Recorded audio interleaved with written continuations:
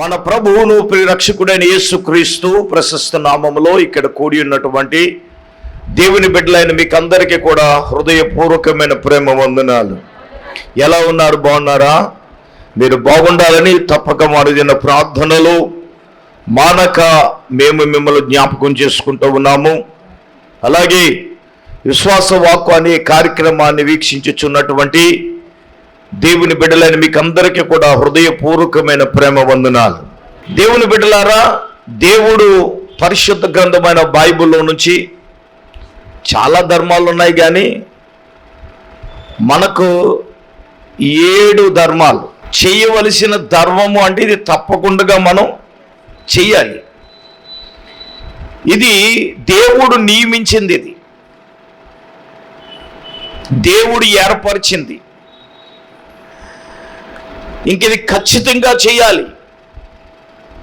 దేవుడు మనతో మాట్లాడుతూ ఉండగా ఆ ధర్మములు మనము చేస్తున్నామా? చెయ్యకపోతే అది ఏమవుతుంది? అధర్మం అవుతుంది. దేవుడు నియమించిన ధర్మం బోధించే నేను కానీ, హలో వింటున్న మీరు కానీ, యవనస్తులు కానీ, పిల్లలు కానీ, నడి వయస్కులు కానీ, వృద్ధులు కానీ, ఎవరైనా సరే భూమి మీద బతుకున్నాడంటే ఆ ధర్మము చేసి తీరవలసిందే. ఎన్నో విషయాలు ప్రభు మనకు నేర్పిస్తున్నాడు. చెయ్యవలసినవి మన జీవితాల్లో మనం చేస్తున్నామా లేదా అనేది ఇంకేమీ ఆలస్యం చేయకుండా డైరెక్ట్గా దేవుని వాక్యంలోకి వెళ్ళిపోదాం. చేయవలసిన ధర్మములు, మొట్టమొదటిగా విధులు, కట్టడలు, ఆజ్ఞలు అనే ధర్మాన్ని మనం చేయాలి. ఏంటి చెప్పండి? విధులు, కట్టడలు, ఆజ్ఞలు అనే ధర్మం ప్రతి ఒక్కరూ కూడా మనం చేయాలి. పరిశుద్ధ గ్రంథమైన బైబిల్లో నుంచి ద్వితీయోపదేశ కాండం 7వ అధ్యాయం దయచేసి 11వ వాక్యాన్ని చదువుదాం. కాబట్టి నేడు నేను నీకు ఆజ్ఞాపించుచున్న ధర్మం అనగా విధులను, కట్టడలను మీరు అనుసరించి నడుచుకోవాలి. అమ్మా, ఇది ఏ ధర్మమో తెలుసా?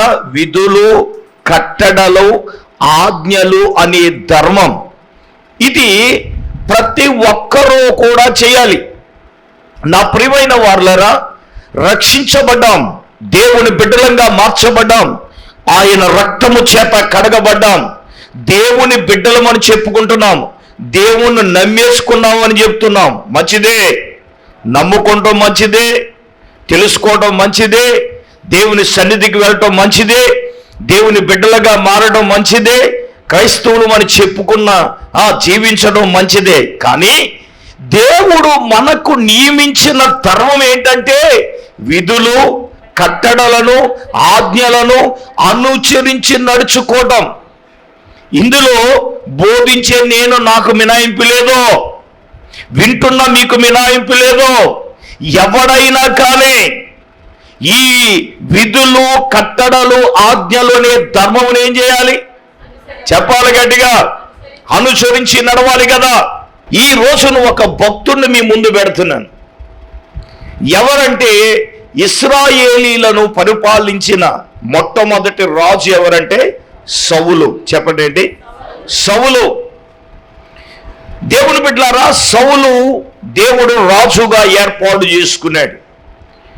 ఇశ్రాయేలీల ప్రార్థన ఆలకించి తప్పిపోయిన గాడిదలను ఏమండి వెతుక్కున్న ఆయన తీసుకుని వచ్చి దేవుడు అతన్ని ఏం చేశాడంటే రాజుగా చేశాడు.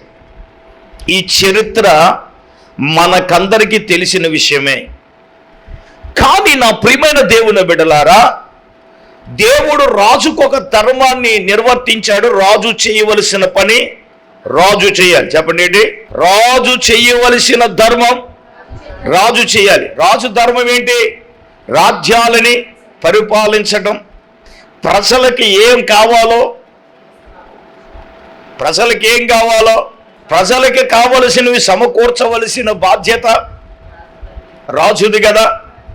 ఒకవేళ శత్రువు వచ్చి రాజు మీద దండెత్తుకొస్తున్నప్పుడు వాళ్ళతో యుద్ధం చేసి తన రాజ్యాన్ని, రాజ్యములో ఉన్న ప్రజలను ఏం చేయాలి? మాట్లాడండి. సంరక్షించాలి, అది ధర్మం. రాజు చేయవలసిన పని రాజు చేయాలి, సైనికుడు చేయవలసిన పని సైనికుడు చేయాలి, ప్రధానమంత్రి చేయవలసిన పని చేయాలి. వారి వారి ధర్మములు నిర్వర్తించాలి, ఇది మంచిదే. ఒకానొక రోజున ఏమండి, ఫిలిష్తీయులు ఇశ్రాయేలీల మీద దండెత్తుకుని వస్తున్న సందర్భంలో సమూయేలు గారు రావడం ఆలస్యమైంది. ఈ లోపల సౌలు కంగారు పడ్డాడు. మొదట సమూయేలు గ్రంథం 13వ అధ్యాయం 8వ వాక్యము నుంచి 13వ వచనం వరకున్న భాగాన్ని గమనిస్తే, దేవుని బిడ్డలారా, అంటే ఈయన దహన బలులు సమాధాన బలులు అర్పించాలని సౌలు ఎదురు చూస్తున్నాడు. కానీ సమూయేలు రావడం ఏమైందో తెలుసా? ఆలస్యమైంది. ఈ లోపల వీడు ధర్మం తప్పేశాడు. ఎవరో? సౌలు. కారణం ఏంటి? దేవునికి దహన బలులు అర్పించవలసింది ఎవరు చేయాలి? సేవకుడు యాజకుడు చేయాలి, అది రాజు పని కాదు కదా. సబ్జెక్టు ప్రభువు మనకిచ్చారంటే ఇక్కడ కూర్చున్న మీతోనూ మాట్లాడతాడు, టీవీ ముందు కూర్చుని చూస్తున్న వాళ్ళతో మాట్లాడతాడు, యూట్యూబ్లో సరదాగా చూసే వాళ్ళతో కూడా దేవుడు మాట్లాడతాడు. ఇది దేవుని మాట, ఎలాగైనా దేవుడు మాట్లాడతాడు. మంచిది. పాయింట్లోకి వద్దాం. ఈ మొదటి సమూయేలు గ్రంథం 13వ అధ్యాయం 10 నుంచి 13 వచనాల వరకున్న భాగాన్ని చదువుదాం. అతడు దహన బలి అర్పించి చాలించిన వెంటనే సమూయేలు వచ్చాడు. సౌలు అతనిని కలుసుకుని, నేను చదువుతున్నాను, మీరు చదవకండి. అతనికి వందనము చేయుటకై బయలుదేరగా సమూయేలు అతనితో, నీవు చేసిన పని ఏమి అని అడగగా, అందుకు సౌలు, జనులు నా యొద్ద నుండి చెదిరిపోవుటయు, నిర్ణయ కాలమున నీవు రాకపోవుటయు, ఫిలిష్తీయులు ఏమండి మికసులో కూర్చుని యుండుట చూచి, ఇకను యెహోవా శాంతపరచక మునిపి ఫిలిష్తీయులు గిల్గాలునకు వచ్చి నా మీద పడుదురనుకుని నా అంతటా నేనే ఏం చేశాడంట? సాహసించి దహన బలి అర్పించితను నిన్ను. అందుకు సమూయేలు ఇట్లా అన్నాడు, నీ దేవుడని యెహోవా నీకిచ్చిన ఆజ్ఞలను ఏం చేయలేదు? గైకొనక నీవు అవివేకపు పని చేశావు. చాలండి. నా ప్రియమైన దేవుని బిడ్డలారా, ఇప్పుడు రాజు తను నిర్వర్తించవలసిన ధర్మమును చేయాలి. యాజకుడు చేయవలసిన పని ఇప్పుడు ఎవరు చేశారు? రాజు చేశాడు. ఇప్పుడు ఈడేమన్నాడు? ప్రభువా, పాస్టర్ గారు, మీరు రావడం ఏమైంది? ఆలస్యమైపోయింది. అంచి అదేమైపోయింది? నేను ఆగలేక నేనేం చేశాను? బలర్పించేశాను. ఒరే, అది నీ పని కాదు కదరా. ఎవరు చేయాలి ఆ పని? యాజకుడు చేయాలి కదా. అది యాజకుడు పని కదా, యాజకుడు చెయ్యాలి కదా. అది యాజకుడు చేయవలసిన ధర్మమును ఒరే నువ్వు చేయడం ఏంట్రా? యాజకుడు పని యాజకుడు చెయ్యాలి, రాజు పని రాజు చెయ్యాలి, విశ్వాసి పని విశ్వాసి చెయ్యాలి, పెద్దల పని పెద్దలు చేయాలి, ఎవడి పని ఆడే చేయాలి. అది ధర్మము, దేవుడు నియమించిన ధర్మం. అదే ప్రారంభ దినాల్లో కొంతమంది ఒక రకంగా ఉంటారు, దేవుడు దీవించిన తర్వాత ఒక రకంగా ఉంటారు, పెళ్ళైన తర్వాత ఒక విధంగా ఉంటారు. మరి ప్రారంభించిన ధర్మం మధ్యలో ఎందుకు మారుతుంది? అంటే చేసుకున్న భార్యను బట్టి మారుతుందా? దేవుడు నీకు ఇచ్చిన ఆశీర్వాదాన్ని బట్టి మారుతుందా? ఎవరిని బట్టి మారుతుంది? నేనేమంటానంటే, నువ్వు ప్రారంభం నుంచి ఏ ధర్మాన్ని కలిగి ఉన్నావో ఈ లోకాన్ని విడిచి వెళ్ళే వరకు అదే ధర్మం అదే సిస్టమ్ చెయ్యాలి. మనుషులు మారినట్లుగా నువ్వు మారడం కాదు కదా. చెయ్యవలసిన ధర్మం అదే. సేవకుడు చేయవాలంటే చెయ్యాలి, ఆయన వచ్చి చెయ్యాలని ప్రార్థన చెయ్యాలా? మరి ఆయన వచ్చే వరకు ఆగలేదు ఈయన. చేసిందే తప్పంటే ఈయన ఏమంటున్నాడు? నువ్వు రావటం ఏమైంది? అందుకే నేనేం చేశాను? ఒరే బాబు, నువ్వు దేవుని ఆజ్ఞలు గైకొనక ధర్మము విడిచిపెట్టావు కదా.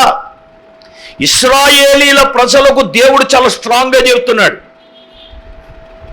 ఇదిగో దేవుడు ఏమండి మీకు ఆజ్ఞాపించిన ధర్మం అనగా విధులను కట్టడలను ఏం చేయాలి? మీరు అనుసరించి నడుచుకోవాలి. ఇప్పుడు చెప్పండి, సౌలు అనుసరించి నడుచుకున్నాడంటే ఈ విషయంలో సౌలు ఫెయిల్ అయిపోయాడు. ప్రారంభం నుంచి దేవుడిచ్చే ధర్మం అదే. బోధించే నాకు కానీ వింటున్న మీకు కానీ ఈ ధర్మమును ఈ సిస్టమును మనం అనుసరించి నడవాలి. ఏం చేయాలి? నేను నడవనండి, నా ఇష్టం వచ్చాడు నేను ఉంటానండి, నీ బ్రతుకు అలాగే ఉంటుంది. చూడండి, ఈ అంశంలో ద్వితీయోపదేశ కాండం 17వ అధ్యాయం 20వ వచనంలో ఏమంటాడు? తాను తన సహోదరుని మీద గర్మించి, చూడండి, ఈ ధర్మమును విడిచిపెట్టి కుడుముకు గాని ఎడముకు గాని నీవు తొలగకుండునట్లుగా నీవు నీ దేవుడని యెహోవాకు భయపడి 17:20 ఈ ధర్మశాస్త్ర వాక్యములన్నిటిని ఈ కట్టడలను అనుసరించి నడవ నేర్చుకున్నట్టుకు అతడు తాను బ్రతుకు దినములన్నిట పరిశుద్ధ గ్రంథమైన బైబిల్ ఏం చేయాలి? చదవాలి. ఈరోజు దేవుని ధర్మాన్ని విడిచిపెట్టి నువ్వు నేను నా ఇష్టానుసారంగా చేయడానికి ఈర్లేదు. దేవుడు ఏం చెప్తే నేనైనా కానీ మీరైనా కానీ మనం ఎవరైనా కానీ అదే చెప్పాలి. ఎవడైనా ఏదైనా చేస్తున్నాడు బాబు, నువ్వు వెళ్ళిపోయి చేసేయడం కాదు, దేవుడు ఏం చెప్తున్నాడు అదే చేయమని నేను చెప్తాను. దూకేమంటాను నేను, అది గొయ్యో అది ఎంత లోతుంది ఎవడు తెలుస్తుంది. దూకేమంటే దూకేస్తావా? దూకిన తర్వాత ఏం జరుగుతుందో తెలియాలి కదా, పరిణామాలు వేరుగా ఉంటాయి కదా. సిస్టమ్ ఉందండి, సిస్టాన్ని ఫాలో అవ్వాలి. ధర్మం ఎవడ పడతాడు ఎలా పడితే అలా చేసేస్తే కుదరదు. దేవుళ్ళలోకి వచ్చిన తర్వాత అది లోకానుసారంగా ఉన్నప్పుడు ఎలా పడితే అలా జీవించేసాం, ఎలా పడితే అలా మాట్లాడేసాం. ఒక క్రమం, ఒక సిస్టమ్ లేదు. దేవుళ్ళలోకి వచ్చిన తర్వాత ఒక సిస్టాన్ని ఇచ్చాడు, ఒక ధర్మం ఇచ్చాడు. చాలా విషయాలు ఉన్నాయి. దేవునికి స్తోత్రం. మొట్టమొదటిగా విధులు, కట్టడలు, ఆజ్ఞలు అనే ధర్మమును ఏం చేయాలి? చెయ్యాలి, అనుసరించి చెయ్యాలి. ఇది మొట్టమొదటిది. రెండవదిగా దేవుడు క్రైస్తవ సంఘములో సమాజానికి దేవుడు ఇచ్చినటువంటి ధర్మం ఏంటో తెలుసా? పరిచర్య ధర్మము. చెప్పండి, ఏంటి? పరిచర్య ధర్మము. అపోస్తుడైన పౌలు ఎఫెసీయులకు రాసిన పత్రిక 4వ అధ్యాయం దయచేసి 13వ వచనాన్ని చదువుకుందాం.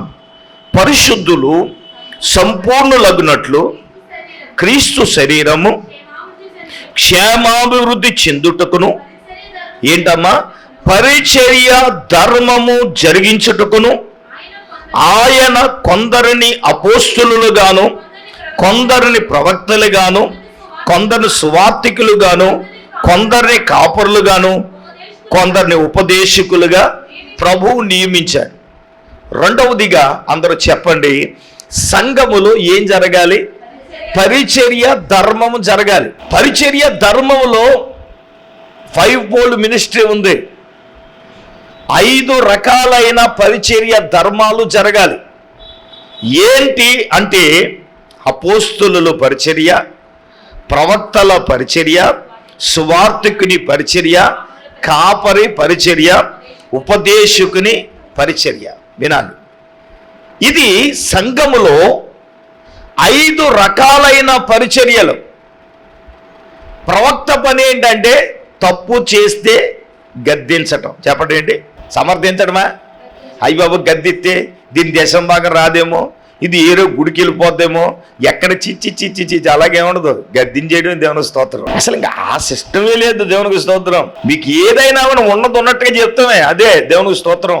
అది సంఘములో జరగాలి. ఏ పరిచర్య అది?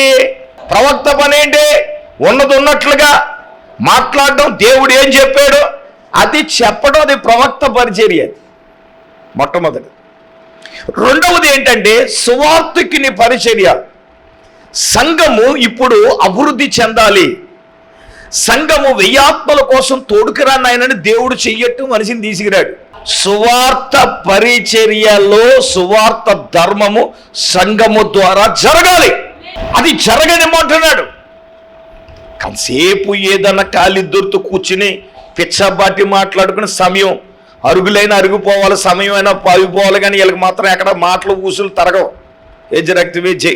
అంతే తప్ప ఖాళీ సమయంలో ఒక అంజురాలు ఇంటికాడ కూర్చుని 4 మాటలు ప్రభువు చెప్పి ఏదోలాగా 4 మాటలకి చెప్పి అమ్మ ప్రభు చేస్తాడు ఇలా చేస్తాడని చెప్పగా అంటారు కదా. ఏంటి ఇచ్చినది ఉపదేశం, అద్భుతమైన ఉపదేశం. ఈరోజు ప్రభువు మనకిచ్చాడు అంటే సువార్తికుని పరిచర్య సంఘం ద్వారా జరగాలి. ఈ ధర్మము, పరిచర్య ధర్మం ఏం చేయాలి? సంఘంలో జరగాలి. అప్పుడు ఏం చేస్తుంది? సంఘము క్షేమాభివృద్ధి అవుతుంది. అప్పుడే పరిశుద్ధులు ఏమవుతారు? సంపూర్ణులు అవుతారు. అంటే పరిశుద్ధులు సంపూర్ణులు అవ్వాలంటే సంఘము ద్వారా, సంఘములో ఈ 5 రకాలైన పరిచర్యలు సంఘములో జరగాలి. సార్వత్రిక సంఘము, ప్రతి సంఘములో ఈ పరిచర్య ధర్మము జరగాలి. ఇప్పుడు శరీరములో అవయవాలు ఉన్నాయి. ఏమున్నాయి? కళ్ళు, నోరు ఉందా లేదా? చెవులు ఉన్నాయా లేవా? చేతులు ఉన్నాయా? కాళ్ళు ఉన్నాయా? కళ్ళు పని ఏంటి? కన్ను పరిచర్య ఏంటి? కనుక చూడకపోవటం మానేసింది అనుకో, మసగ్గా ఉందనుకో, ఎలాగుంటుంది? చెవి ఉన్నాయి, వినపడకపోతే వినపడకుండా పని చేయలేదు అనుకో, ఏమవుతుంది? ఒక ఆయన చెప్పాడు ఏంటనంటే, కుటుంబంలో భార్య భర్తలు ఇద్దరి మధ్యలో గొడవ లేకుండా ఉండాలంటే తెల్లవేమో గుడ్డిదై ఉండాలంట, మొగుడేమో చెవిటోడు అయి ఉండాలంట. ఎందుకు చెప్పరా? నిన్ను లలిత జ్యువెలరీ షాప్ చుట్టూ తిప్పినా నీకేం కనపడదు కాబట్టి. దేవుని స్తోత్రం.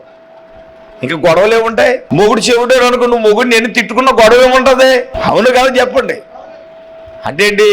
గుడ్డు బెల్లం చెవిటు మొగుడైతే ఏ సమస్య ఉండదు అంటాడు. ఇప్పుడు సమస్యలన్నీ అంతే కదా, అవునా కదా చెప్పండి. మరి ఇప్పుడు బాడీలో ఉన్న అవయవాలు ఇవి పని చేయకపోతే గందరగోళం అయిపోతాయి. అయితే సంఘం అనే శరీరములో మనమందరం ఏమై ఉన్నాము? అవయవాలు అయి ఉన్నాం.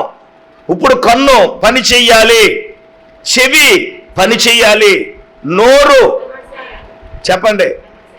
మాట్లాడడానికి ఏం పని లేదా? మీరు ఇలాగంటున్నారు, ఆవిడలోనే తినాలండి, ఇంకా ఆవిడ అదే మినిస్ట్రీ చేస్తుంది. ఇంకా అర్థమవుతుందా మీకు?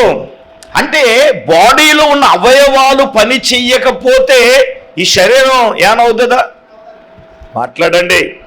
ఇప్పుడు సంఘములో కూడా పరిచర్య ధర్మము జరగాలి. అంటే పెద్దలు పరిచర్య జరగాలి, యవనస్తులు పరిచర్య జరగాలి, సండే స్కూల్ పరిచర్య అది జరుగుతుంది. విజ్ఞాపన ప్రార్థన వేరు, స్త్రీల ప్రార్థన వేరు, ఉపవాస ప్రార్థన వేరు, సంఘ మనం అన్నిట్లు కలిపి ఒకటే తాలింపు కదా. ఈ పరిచర్య ధర్మాలు సంఘములో జరిగినప్పుడే సంఘం ఏమవుతుందండి? క్షేమాభివృద్ధి. చెప్పండి ఏంటి? ఏమో ఎందుకో దేవుడు మన కళ్ళు తెరిపించడానికి మాట్లాడుతున్నాడేమో. ఇప్పుడు వరకు జరగలేదు, 2024లోనైనా ఈ ధర్మాలన్నీ జరిగితేనే, ఈ పరిచర్య ధర్మము జరిగితేనే పరిశుద్ధులు సంపూర్ణులు అవుతారు. సంఘం ఏం జరుగుతుంది? క్షేమాభివృద్ధి జరుగుతుంది. ఈ పరిచర్య ధర్మము జరగకపోతే పరిశుద్ధులు సంపూర్ణులు కాలేరు, సంఘం ఏం పొందదు? మన సంఘము క్షేమాభివృద్ధి, అభివృద్ధి క్షేమాభివృద్ధి ఇవి జరగాలంటే దేవుడు నియమించింది ఖచ్చితంగా అది జరిగి తీరాలది. అదే ఏంటి చెప్పన? పరిచర్య ధర్మం. చెప్పండి, చెప్పాలి గట్టిగా. మొట్టమొదటిగా విధులు, కట్టడలు, ఆజ్ఞలనే ధర్మము చెయ్యాలి. రెండు చెప్పండి, ఏంటి చెప్పండి? పరిచర్య ధర్మము జరగాలి. 3, 4 కలిపి చెప్పేస్తాను. అదేంటి చెప్పన? భర్త ధర్మం, భార్య ధర్మం. ఏం చెప్పండి? భర్త ధర్మం, భార్య ధర్మం.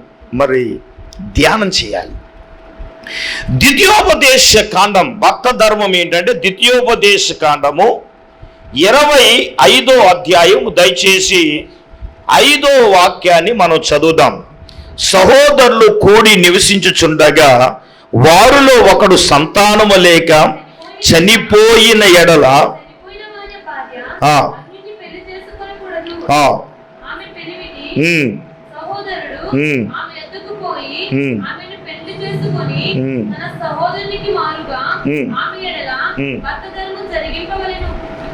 నేను కొన్ని వచనాలు మీకు చూపిస్తున్నాను. అపోస్తుడైన పౌలు కొరింథీయులకు రాసిన మొదటి పత్రిక 7వ అధ్యాయం దయచేసి 3వ వాక్యాన్ని కూడా చదువుదాం. భర్త భార్యకును అలాగుననే భార్య భర్తకును వారి వారి ధర్మములు ఏం చేయాలి? నడపాలి. ఇక్కడ చాలా స్పష్టంగా రాయబడిన మాట ఏంటంటే భర్త భార్యకును అలాగునే భార్య భర్తకును వారి వారి ధర్మములు చెయ్యాలి. అంటే ఇక్కడ ఏంటి? భర్త ధర్మం భర్త చెయ్యాలి, భార్య ధర్మం భార్య చెయ్యాలి. భర్త ధర్మం ఏంటి? భర్త ధర్మం అంటే భర్త అనగానే భరించువాడు అనేది. చెప్పండి, భరించడం అంటే 1 రోజు 2 రోజుల్లో కాదు, జీవితాంతకాలం భరించాలి. దానికి డిసైడ్ అయితేనే పెళ్లి చేసుకోవాలి. 1 సంవత్సరం సంబరంగానే ఉంటుంది, దేవునికి స్తోత్రం. అందుకు ఒక ఆయన అన్నాడు, రేపు పెళ్ళి అంటే రోజు పెళ్ళారు ఇంట్లోనే అన్నాడు, దేవునికి స్తోత్రం. అబ్బాయి సిస్టమ్ ఏంటంటే భర్త ధర్మం భర్త జరపాలి. మరి జరపకపోతే ఎట్లాగా? ధర్మం నాన్న నువ్వు చేసుకున్నందుకు నువ్వు భరించాలి జీవితాంతకాలం. ఎందుకంటే టైము లేదు కాబట్టి సవిస్తరంగా మాట్లాడడానికి కూడా మనకి ఇప్పుడు దేవుని వాక్యంలో నుంచి ఏమంటే దేవుడు ఇంత స్పష్టంగా ఎందుకు మాట్లాడుతున్నాడంటే భర్త ధర్మం ఏంటి అనేది కొన్ని విషయాలు కొలంకొసంగా మీకు చెప్తాను. ఏదో టూకిరిగా భర్త అనేది కుటుంబ బాధ్యతలను భరించేవాడే భర్త. అందుకే దేవుడు ఆదిలో వివాహమును దేవుడు చేశాడు. చేసిన తరువాత ఈక్వాలిటీ, ఇక్కడ భార్య ఎక్కువ భర్త ఎక్కువ అని కాదు, దైవికమైన దృష్టిలో ఈక్వాలిటీగా దేవుడు చేశాడు. అందుకే ఎక్కడి నుంచి తీశాడండి? ప్రక్కట. అంచేత దాని అర్థం ఏంటంటే ఎప్పుడూ కూడా భార్య ఆ భర్త పక్కనే. వీళ్ళు ఎప్పుడున్నా పెళ్ళైన కొత్తలోనే ఉంటారు, ఎప్పుడైనా పక్కన ఉన్నారంగా. ఒక ఆవిడ ముందే వెళ్తుంది, ఇంకా దేవుని స్తోత్రం, వాళ్ళ ఆయన వెనకాల రావాలి. అంటే సిస్టమ్ ఏంటి? ఇంకా ఇప్పుడు మీకు అర్థమైపోయింది, దేవుని స్తోత్రం. అంటే ఇంక యెజబెల్ అన్నమాట. హల్లెలూయా. అంటే ఏమర్థమైంది? అయ్యగారు చెప్పిన మాట అమ్మగారు ఎందో, అమ్మగారు ఏం చెప్తే అయ్యగారు చేతులు కట్టుకోవాలి, దేవుని స్తోత్రం. అర్థమవుతుందా? ఇప్పుడు అమ్మగారు చెప్పేదనుకో, ఈయన వెళ్ళిపోమంటే వెళ్ళిపోవాలి, దేవుని స్తోత్రం. ఒక ఆవిడ వాళ్ళ ఇంటికి వచ్చిందంట, దానికి ఉన్నదేమో గొర్రె బెత్తుడు తోక, దానికేమో ఏంటంటారు, అదేమంటారు, సవరం పెట్టిందంట. సవరం ఊడిపోయింది. ఇది పట్టుకెళ్ళి ఇచ్చి రావచ్చు కదా. ఏమండే మీరు వెళ్తున్నారండి మంగామి గారి ఇంటికి? వెళ్తున్నాను, కొంచెం సవరం ఇచ్చేయండి. నీకు సిగ్గులేదా? యజ్రక్త విజయ్ ఎవరు ఇవ్వాలి? చెప్పండి, ఎవరు ఇవ్వాలి? ఇంకా ఆవిడ తుమ్మంటే తుమ్ముతాడు, దగ్గుతాడు అంతే. యజ్రక్త విజయ్ ఇంక ఫ్రీడమ్ అనేది లేదు. ఇంకా ఎప్పుడైతే 3 అయిపోయిందో ఇంక ఈ ధర్మం ఎప్పుడూ మర్చిపోయాడు, దేవుని స్తోత్రం. వీడు తుమ్మంటే తుమ్మాలి, దగ్గమంటే తగ్గాలి. బైబిల్లో లేదా? ఆహాబు రాజు నాబోతుని ద్రాక్ష తోట అడిగితే ఆడెవరు అన్నాడు, వీడు మూతు బరుచుకుని ఇంటికి వచ్చి కూర్చేదా? ఏమైంది? ఇగోనే నాబోతుని ద్రాక్ష తోట ఇమ్మన్నాను, దీనికి ఉన్నది ఇంకోటి ఇస్తానన్నాను, ఆడెవడన్నాడు. అక్కడ ఫీలింగ్ అలాగుందరు, నువ్వు అసలు మొగడు. ఆ సంగతి నేను చూసుకుంటాను, నువ్వు లేచి భోంచేయమని చెప్పింది కదా. ఒక మాట చెప్పనా, చేసింది ఆవిడైతే కీడు ఎవరికి వచ్చింది? ఆహాబ్ మీదకి వచ్చింది కదా. ఏమన్నాడు? ఒరే నువ్వు చేసిన ఈ పనికి వంశాకుల్లో ఎవడో కూడా ఉండడు, పురుషుడు అనేవాడు ఉండడని వచ్చాడు కదా. ధర్మం భర్త జరిగించాలది దేవుడు ఎందుకు ఏర్పాటు చేశాడు? బాబు సిస్టమ్ ఫాలో అవ్వాలి, అది ధర్మం అన్నాడు. అది నీ ధర్మం. అది సంపాదించుకు రావడం నీ ధర్మం, భార్యను చూడడం నీ ధర్మం, భార్య యొక్క కష్టాలు బాధలు నువ్వు తెలుసుకోవడం నీ ధర్మం, ఆమెను సంతోషపరచడం నీ ధర్మం. అది నువ్వు చెయ్యాలి, దేవునికి స్తోత్రం. ఇది భర్త ధర్మము జరిగించాలి. దేవుని వాక్యంలో నుంచి కొన్ని మాటలు మీకు చెప్తాను. అది ఏంటంటే ఇందాక మనం చదువుకున్నాము, ద్వితీయోపదేశకాండంలోనే 7వ వచనంలో కూడా ఇంకో మాట ఉంది, అది చదువుదాం.